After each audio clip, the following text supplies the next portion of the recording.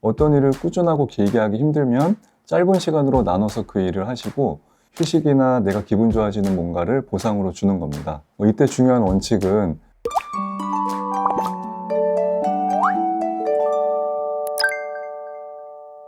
안녕하세요. 상담심리사 서규범입니다. 요즘 주변에 너무 집중이 안 된다, 자기가 성인 ADHD 같다는 사람들이 많은데요. 성인 ADHD는 어떤 건가요? ADHD는 주의력 결핍 및 과잉 행동장애 약자인데요.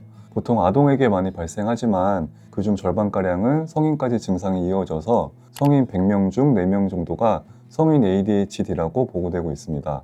아동계는 주로 과잉 행동이 두드러지게 나타나기 때문에 주변에서 쉽게 알아차릴 수 있지만 성인이 되면 과잉 행동은 줄고 부주의로 인한 문제가 점점 커지게 됩니다. 그래서 난 원래 좀 덤벙거린다, 의지가 약하다라고 생각해서 치료받지 않고 꽤 오래 지내시는 분도 많습니다. 내가 ADHD인지 아닌지 직접 체크해 볼 수 있는 방법이 있을까요? WHO 세계보건기구에서 배포한 성인 ADHD 체크리스트를 통해 확인해 볼 수 있는데요.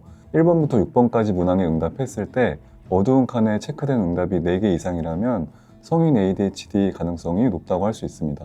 물론 이것만으로 진단에 이를 수는 없고 정신건강의학과에 방문하셔서 증상이 시작된 시기나 어떤 양상으로 나타나는지 상세히 면담을 하시고 진단을 받으셔야 합니다.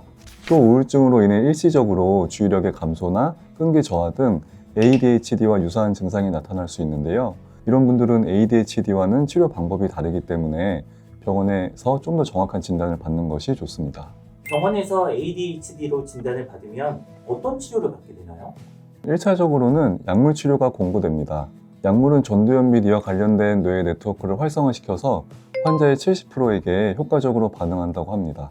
그럼 언제까지 약을 먹어야 하는지 궁금하실 텐데요. 사실 약물은 증상 완화에 도움을 주지만 뇌를 바꿔놓거나 증상의 근본을 해결하는 건 아니기 때문에 꾸준하게 복용하셔야 합니다. 특히 ADHD 아동의 절반 정도는 성장 중 뇌가 변하면서 치료되는 경우도 있지만 성인은 대체로 복약을 중단하면 다시 증상이 나타난다고 하는데요. 그래서 이를 보완하기 위해 추가적인 노력을 해보시면 좋습니다. 쉽게 말하면 또 배워서 익힐 수 있는 것들이 있잖아요. 일을 하다가 딴 길로 새지 않는 법이나 중요한 일에 흥미를 좀 더 오래 유지하는 법이나 그런 것들을 습관으로 만들면 큰 도움이 됩니다. 그 말씀은 내가 연습해서 바꿔나갈 수도 있는 부분이 있다는 것 같은데, 먼저 어떤 것들을 좀 익혀야 될까요? 먼저 ADHD에 대한 치료는 나를 아끼는 마음에서 출발해야 합니다. 그러니까 내 기분과 행동을 잘 관리하자, 일종의 자기 관리를 해보자는 거잖아요. ADHD 성인분들을 보면 부적절감이나 좌절감, 무력감을 꽤 자주 느끼세요. 매사가 쉽지 않다, 부담된다, 내가 어쩌면 무능하다, 이런 생각이 평소에 머리를 되게 스치고 지나기 때문에 나쁜 기분에 너무 쉽게 빠지게 됩니다. 긍정적으로 생각하자, 자기 비난하지 말자, 이런 말 많이 들어도 잘 안 되는 거 왜일까요? 조언이 생각보다 도움이 잘 안 되는 이유는 듣는 입장에서 구체성이 부족하기 때문인데요. 그래서 상담 장면에서는 역기능적 사고 기록지라는 걸 사용하기도 합니다. 최근 어떤 상황에서 기분이 안 좋아졌는지, 어떤 생각이 머리에 스쳤는지, 생각이 좀 과한 면 없었는지, 그 결과 느낀 감정은 뭔지, 이런 걸 구체적으로 확인하면서 감정을 하나의 과정으로 이해하다 보면 자동적으로 부정적인 기분에 빠지는 걸 많이 줄일 수 있습니다. 성인 ADHD인 분들이 가장 고민하는 것이 부주의한 행동 같은데요. 집중이 어렵고 실수가 많은 것은 어떻게 훈련할 수 있을까요? 잘 못하는 과제들을 하나씩 완수하도록 그 방법을 배워나가셔야 하는데요. ADHD 분들은 도파민 시스템의 문제로 실행 기능이 부족할 수 있습니다. 실행 기능이란 목표를 이루기 위해 계획하고 불필요한 건 하지 않고 또 유연하게 해결할 방법을 찾아내고 이런 건데요. 시간 관리 기술이나 정리하는 기술 등을 좀 더 꼼꼼하고 천천하게 익히면서 부족한 실행 기능을 보완해서 효능감을 높이는 겁니다. 그러면 실행 기능이라는 걸 보완할 방법을 몇 가지 알려주실 수 있으세요? 실행 기능을 보완하기 위한 핵심적인 방법 2가지를 알려드리겠습니다. 첫 번째, 시간 관리 기술을 향상시키기입니다. 우리가 어떤 일에 얼마나 시간이 걸리는지 시간 추정을 못하면 적절한 시간 배분이 어려워서 계획적으로 살 수가 없겠죠. 그런데 이분들은 주의 집중을 유지하지 못해서 시간 추정에 힘이 듭니다. 보고서를 쓰다가 갑자기 방 정리를 하고 다시 보고서 쓰다가 인터넷 쇼핑하고 이렇게 하다 보면 제 시간에 일을 끝내지 못하고 그 일이 얼마나 걸리는지 알 수 없게 되는 거죠. 그래서 보이는 곳에 시계를 두거나 손목시계를 꼭 차고 일상적인 일을 하실 때 시간을 습관적으로 측정하시는 것이 그 시작입니다.